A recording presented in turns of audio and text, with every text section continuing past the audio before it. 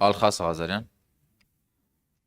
Շնորհակալ եմ շատ Տիկին Ավանեսյան, ես ուզում եմ ընդհանուր առմամբ համընդհանուր ապահովագրության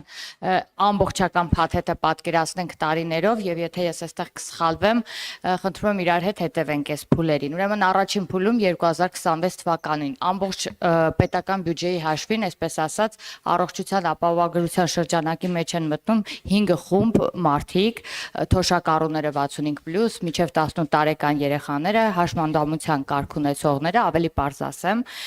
զոհված ծառայողի ընտանիքի անդամները եւ սոցիալական աջակցության ծրագրերից օգտվողները, որոնք բավականին մեծ խումբ են կազմում եւ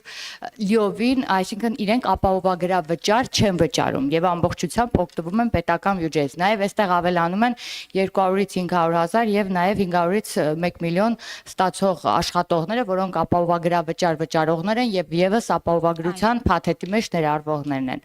Երկրորդ փուլը, որը որ սկսվելու է 2027 թվականից, արդեն իր մեջ ներառում է քաղաքացիա իրավական պայմանագրով աշխատողները, որտեղ դուք նշեցիք, մեկ էլ պասիվ եկամուտ ստացողները, ճիշտ է թե ոչ,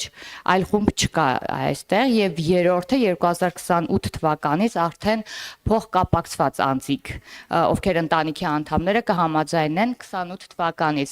նրանց փոխարեն ապահովագրավճար վճարել եւ օգտվել ապահովագրությունից։ Սակայն այստեղ մի հարց է առաջանում պետական աշխատողների նաև այս մասով, էլի պետական աշխատողների համար կանխարգելիչ բուժումը երբ է սկսվում, երբ կարող են իրենք օգտվել ապահովագրության շրջանակներում իրենց կանխարգելիչ բուժման, այսինքն գնան այդ ստուգումները անցնեն եւ այլն պետական աշխատողների համար։ Ի նկատի ունեք սոցփաթեթի շահառուները։ Այո։ Եվ նաեւ մի հարց էլ միջև ապահովագրության ներդրումը հաշվարկ ունենք, թե թոշակառուն ինչքան գումար էր ծախսում իր առողջության վրա ամեն ամիս։ Մենք նման հաշվարկ վիճակագրություն ունենք։ Նախ ես մի քանի այսպես վիճակագրական տվյալներ ներկայացնեմ, քանի որ մենք մեր օրենքով սահմանել ենք տարիքային շեմ 65+-ը, այս առումով, որպեսզի շփոթություն էլ չլինի, մենք միշտ նշենք 65+ տարիքի անձինք եւ այսպես, ուրեմն ընդհանուր առմամբ այսօր համակարգում ներառված է 1,571,181 անձ։ Այս ուրեմն թվի մինչև ուրեմն 18 տարեկանները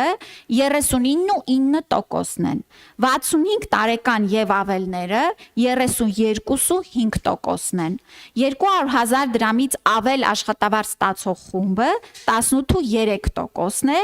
սոցիալական աջակցության խմբերը 9.3%-ն են, այսինքն ընդհանուր անձանց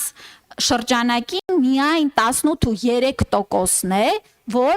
ապահովագրավճար վճարող է եւ մյուսները ըստ էության պետական հոգացության ներքո են։ Սա իսկապես շատ կարևոր ցուցանիշ է, որ պետության միջոցները իսկապես նման մեծ քանակի անձանց են ուղղվում առողջության ապահովագրությունը ապահովելու համար։ Ինչ վերաբերվում է սոցփաթեթի շահառուներին, ուրեմն այն անձինք, ովքեր որ նախկինում սոցփաթեթի շահառու էին, բայց նրանց աշխատավարձը կազմում է 200,000-ից ավել, նրանք անցել են ապահովագրական համակարգ եւ արդեն իսկ նրանց առողջական ուրեմն ուղին նույնական է ինչ որ բոլորինը ապահովագրական շրջանակներում։ Այո, ապահովագրական համակարգի կարևորագույն բաղադրիչը նաեւ տարեկան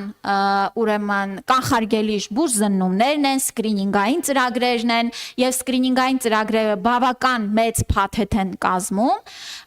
իսկ սոցփաթեթի շահառուների համար մենք ընդհանուր հանել ենք այն ժամանակվա այդ տարեկան բուժզնման պարտադիր պահանջը, որովհետև ըստ էության արդեն ապահովագրական համակարգում հաջորդ տարվանից նրանք էլ ամբողջական օգտվելու են այս ծառայություններից։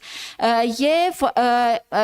արդյոք ունենք գնահատական նախկինում մարդը ինչքան էր ծախսում իր առողջության համար, ես ձեզ ասեմ, նաև այդ գնահատականը անհնար է տալ, որտեվ շատերը չէին էլ ծախսում, որտեվ չունեին այդ գումարները ծախսելու։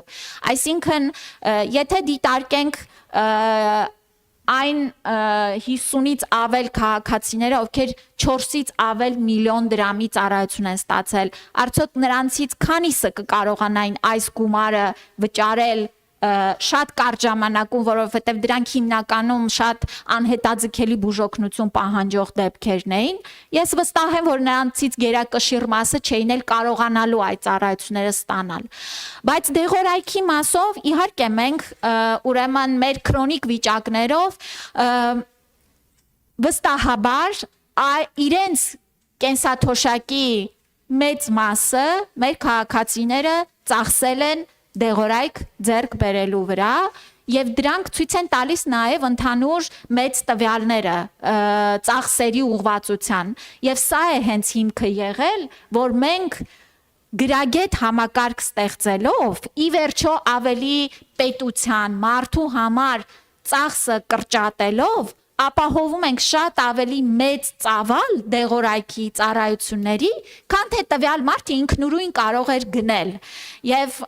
այստեղ շատ կարևոր հանգամանք է, հարգելի գործընկերներ, եթե չլիներ ամբողջ մեր երկրի հաշվարկով ապահովագրական համակարգ, 129,600 դրամով որևէ ապահովագրական փաթեթ չէր կարող տրամադրվել ներառելով այս բոլոր ծառայությունները։